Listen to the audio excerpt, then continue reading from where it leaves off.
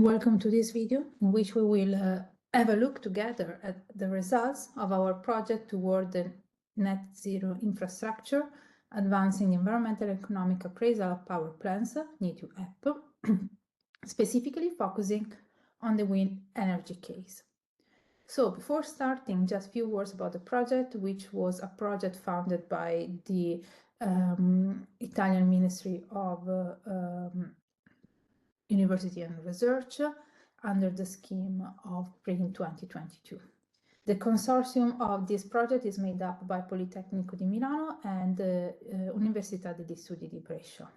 More specifically, regarding the Politecnico di Milano, the department involved is the Department of Management, Economics and Industrial Engineering, and the research team was made up by Dr. Alessandro Paravano, me, Alessandra Neri, Professor Giorgio Locatelli, and Professor Enrico Cagna. The PI of the project was Professor Giorgio Locatelli.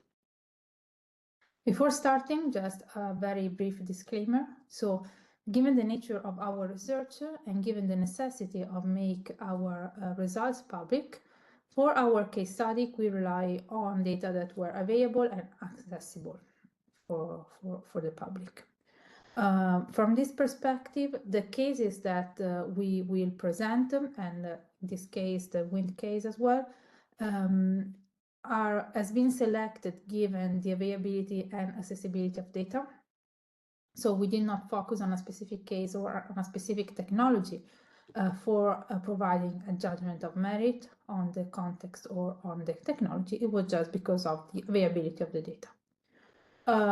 Last but not least, I would like to underline that the results presented in this presentation are related to the analysis conducted by Gregorio Brizzante and Alessandro Bosani within the master thesis at the Politecnico di Milano, and the supervisor of their thesis was Professor Locatelli. So, the case study that will be addressed by this video regards the installation of batteries on floating offshore wind farm plant in Canale di Sicilia. So why did we select the wind energy as a case study, and specifically the floating offshore wind farm as a case study? Well, the Energy and Climate Plan foresees the installation of 2.1 gigawatt of offshore wind power by 2030, and as one of the key strategy towards decarbonization and for, let's say, expanding the variable renewable energy capacity. Given the seabed of Italy, the country have a very high theoretical potential for floating offshore wind farm of about 207.3 gigawatt. However, we have some grid constraints that limit this theoretical potential to practical potential of 8.5 gigawatt.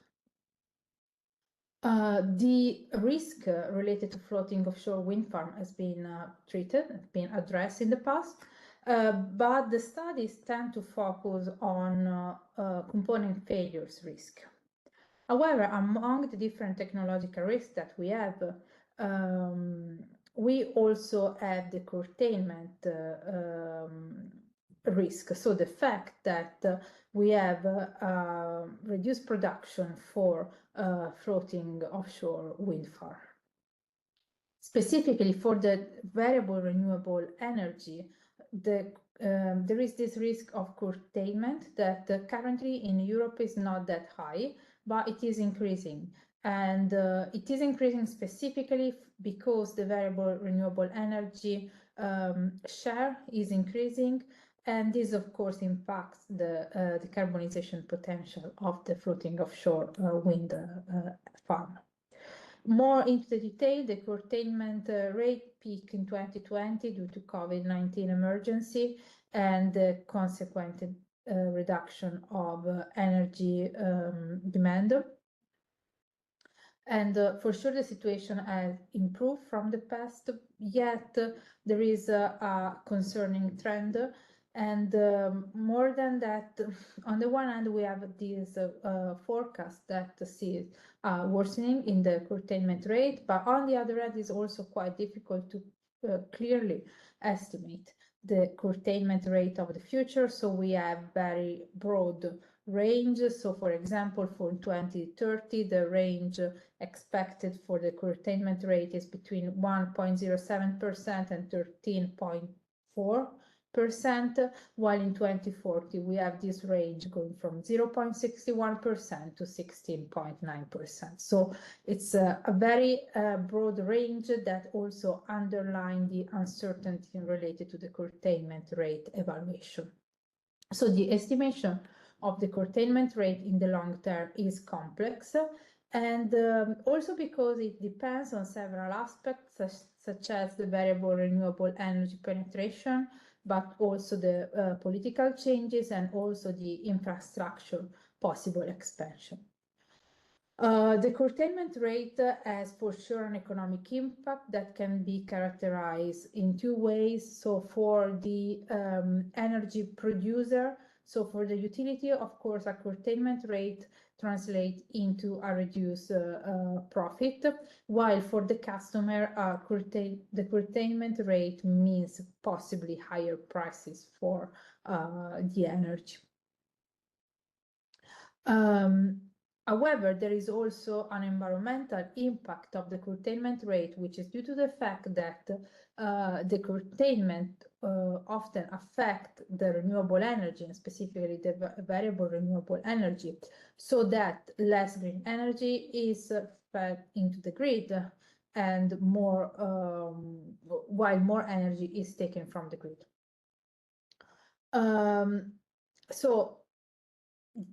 We said that there are some infrastructure related issues, and although grid improvements are necessary for optimize the use of renewable sources, they cannot solve the problem alone. So we infer that mitigation of the risk related to curtailment rate can also come from the investment in storage systems, beside operational and institutional adjustment. So for what is about this presentation and the work we carry out within the project, we decided to focus our attention on a storage system in order to mitigate the curtailment risk related to the generation of energy in a floating offshore wind farm. In this way, the energy that is not directly used, so it is not directly fed into the grid, can be stored and used later on when needed.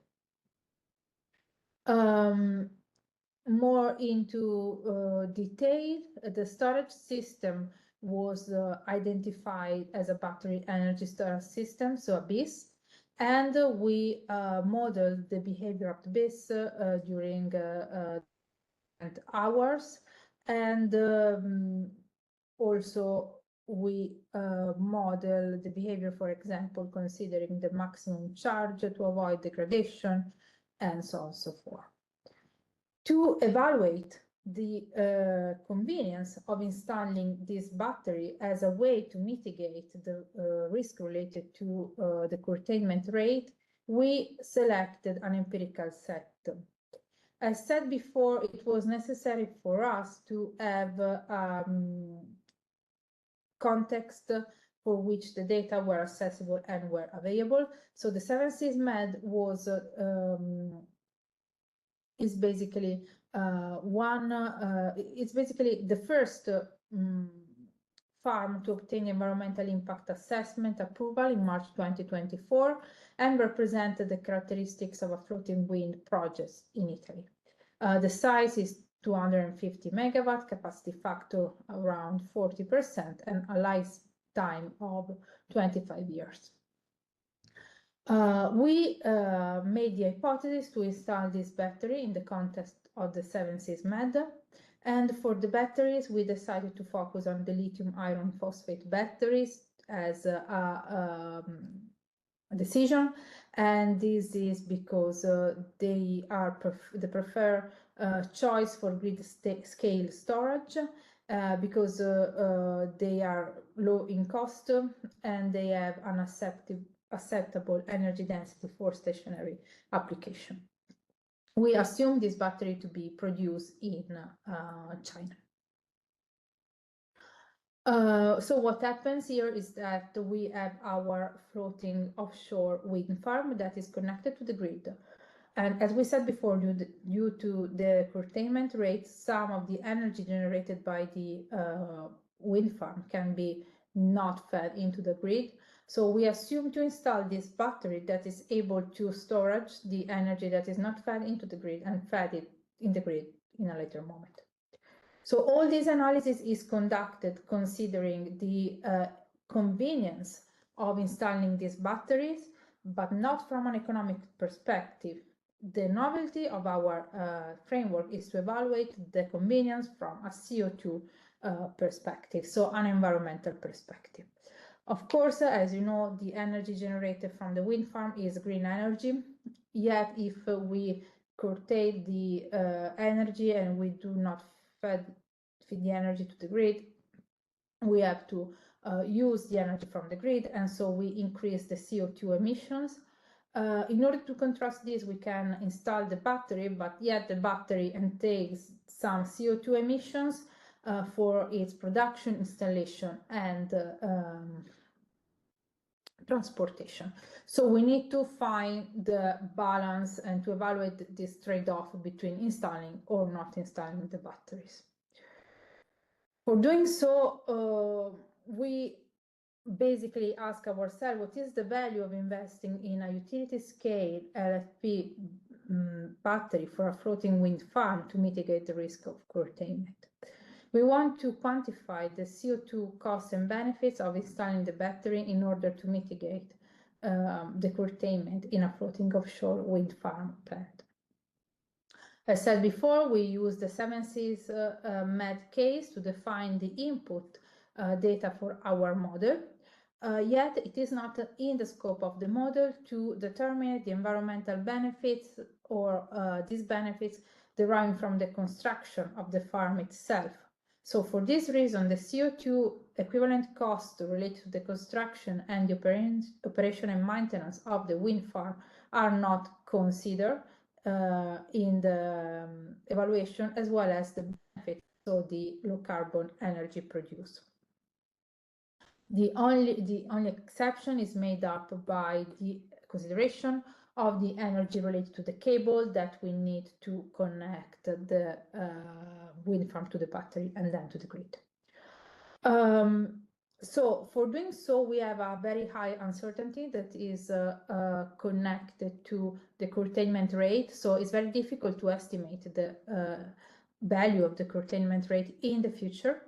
And from this sense, from this perspective, the real option analysis was of use for us because it allows us to have an evaluation of an investment when the context is characterized by high uncertainty. So the real option model is based on the simulation with optimized exercise threshold algorithm, and the model define or simulate one or more independent deterministic and stochastic inputs that influence the distribution of the output variable. So the input of our model are listed on the left. So we have the basically the current situation. We have the wind farm with the floating offshore, and we have the grid. What we are saying now is that we want to be able potentially to install the battery in the future. So what we need to have this opportunity in the future is to have connection capacity between the grid and the system. So we need to have this kind of oversized capacities of connection between the wind farm and the grid. This for us is the option price. So we have to pay a cost for oversizing this connection, and the cost is expressed again in terms of CO2 equivalent, as we want to analyze the investment from an environmental perspective. And basically, by paying this option price, by allowing the presence of this oversized connection between the farm and the grid, we give the decision maker the possibility, but not the obligation, in the future to exercise the option. The exercise of the option relates to the installation of the battery. The option exercise price is given by the fact that this battery comes with some CO2 cost. As we said before, the CO2 cost of the batteries, considering a cradle-to-grave perspective from an LCA analysis, are related to the production, the transportation, and the installation of the battery.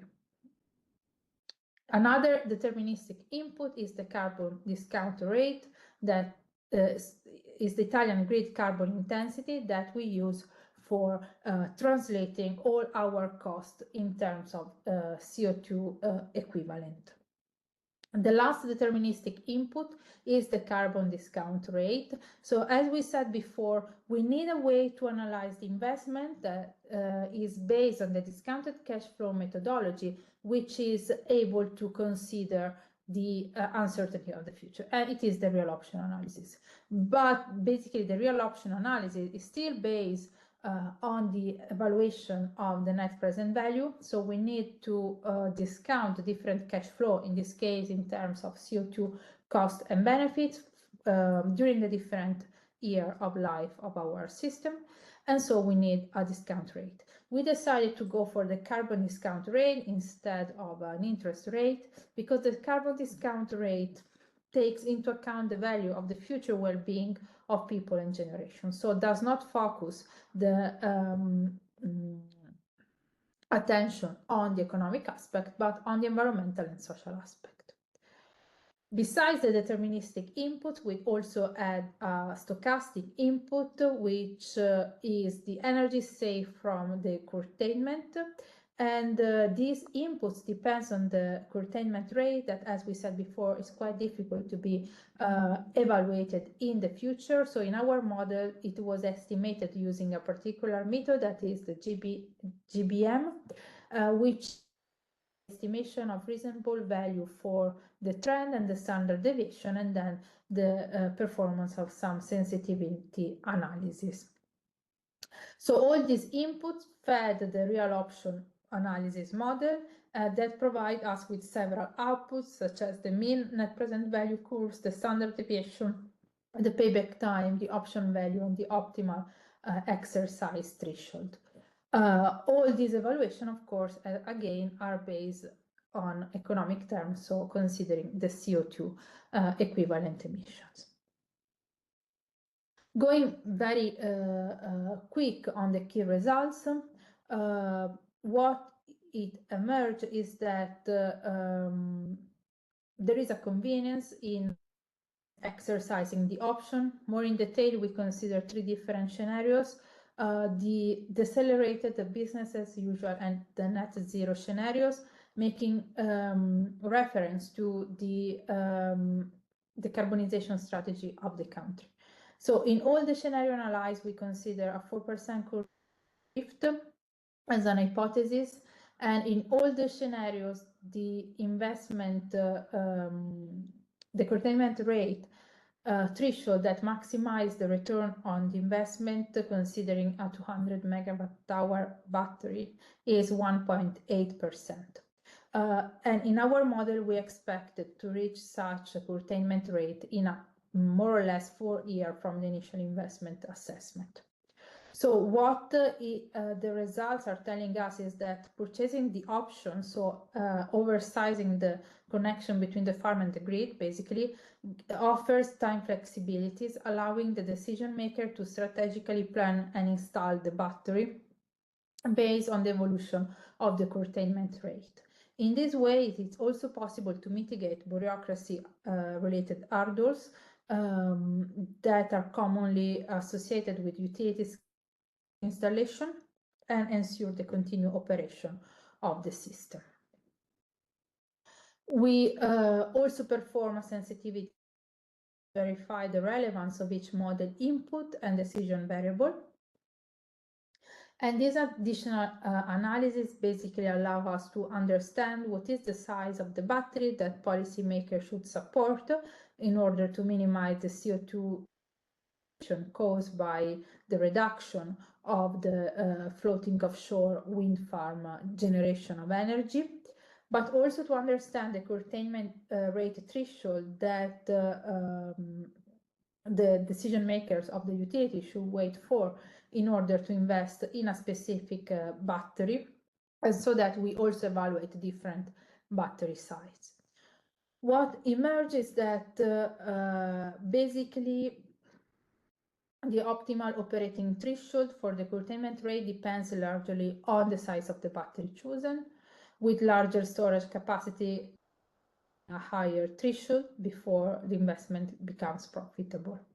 So considering a curtailment drift of 4%, the operating threshold for 300 megawatt hour battery varies between the 2.8% and the 3.2%. However, in the same scenario, investing in a smaller battery, let's say 125 megawatt hour, is already optimal today without waiting for future clarification on the trend of curtailment rate. On the other hand, if you want, the policymaker could use this kind of analysis to review the curtailment compensation and incentivize the investment in LFP batteries with a capacity lower than 125%, as we have already just seen that it's convenient to start today the battery already without waiting for further clarification on the curtailment rate. In this specific analysis, we focus on the 7Cs Med case, so we have that specific input and we focus on a specific type of battery, but for future research and future consideration would be great also to understand what are the new the latest technology in terms of batteries, so to understand the possible use of other types of batteries and to understand how they be incentivized. So summing up what we have been done in our research, we needed a way to consider the risk associated with generation plant, and we need a way to assess this risk that are key in a very uncertain context. We need to assess this risk from an environmental perspective, so making a step beyond the mere economic evaluation. In this way, we decided to use the real option analysis as a way to support the decision makers. As said before, the discounted cash flow is able to evaluate the convenience of an investment, but it is static, so it's not able to consider the uncertainty characterizing a specific context, as for example the one of the energy generation, and we overcome this limitation applying a real option analysis. For the future, we would like to understand clearly how to work together with companies and industries in order to adopt this kind of analysis and model in their activity. So that is usually, let's say, focus on economic analysis and economic perspective. So we would like to understand how to operatively include environmental aspect into the game.